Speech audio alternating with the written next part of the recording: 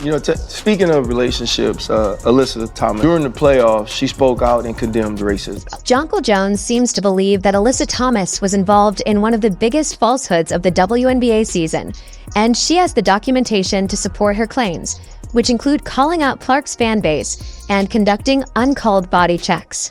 In this video, we'll examine Alyssa Thomas's history of bullying Clark and her fans, why she lacks credibility, and Jones's swift and abrupt removal of Thomas's claims. Watch out, bullies. Players are beginning to speak up and call you out before we break it down. Jones just stepped up and didn't hold back. She just shut it all down with one interview. You have to hear what she said about Clark supporters and why Thomas's claims are disintegrating faster than her playoff performance. Honestly, it's been a lot of nonsense. I think in my 11-year career, I've never experienced the racial comments from the Indiana Fever fan base.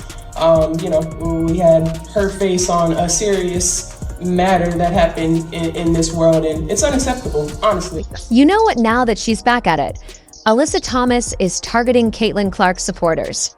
Let's go back to the beginning of the season, when Thomas was one of those sage veterans who doubted that Clark could hang in the W, because apparently being the most electric college player in years doesn't count for squat in Thomas's book.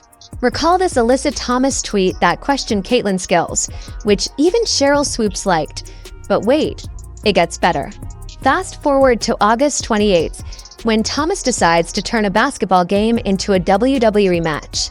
She body checks Clark so hard you'd think we were watching hockey, and the referees just shrug it off as if it weren't a big deal. Take another look here at the heavy contact. Let's be honest for a moment. Thomas is acting like she's trying to win an award for the most ludicrous accusations in sports history by calling Clark's fans racist.